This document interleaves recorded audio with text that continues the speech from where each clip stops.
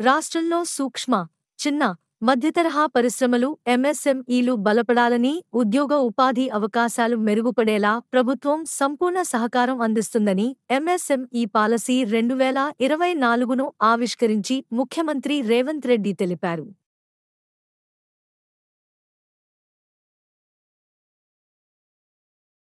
పిల్లల భవిష్యత్తుకు రక్షణ కల్పించే జాతీయ పింఛను పథకం ఎన్పీఎస్ వాత్సల్య కేంద్ర ఆర్థిక మంత్రి నిర్మల సీతారామన్ ప్రారంభించి అందుబాటులోకి తెచ్చారు.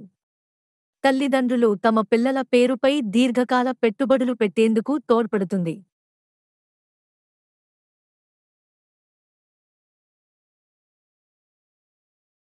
తెలంగాణ ఎన్నికల కమిషనర్గా విశ్రాంత ఐఏఎస్ అధికారిని రాణి కుమిదినిని నియమిస్తూ రాష్ట్ర ప్రభుత్వం ఉత్తర్వులు జారీ చేసింది.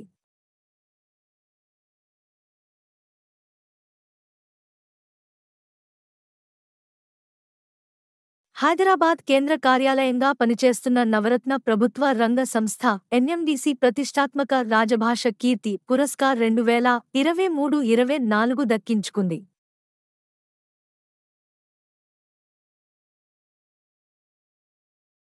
మానవ తప్పిదాల కారణంగా వాతావరణ మార్పులు, పెరుగుతున్న ఉష్ణోగ్రతలు సమస్త జీవరాశికి ముప్పుగా పరిణమించి ప్రజల్లో అనారోగ్యాలు, మరణాలు సంఖ్య పెరుగుతుంది.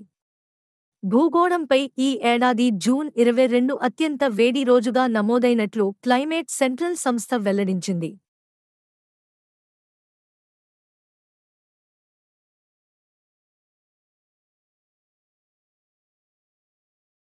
భారత హాకీ జట్టు ఛాంపియన్ ట్రోఫీ టైటిల్ను నిలబెట్టుకుంది.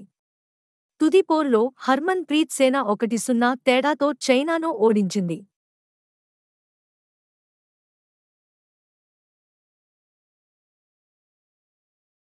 Audit bureau of circulation ABC చైర్మన్గా రియాద్ మాథ్యూ ఏకగ్రీవంగా ఎన్నికయ్యారు.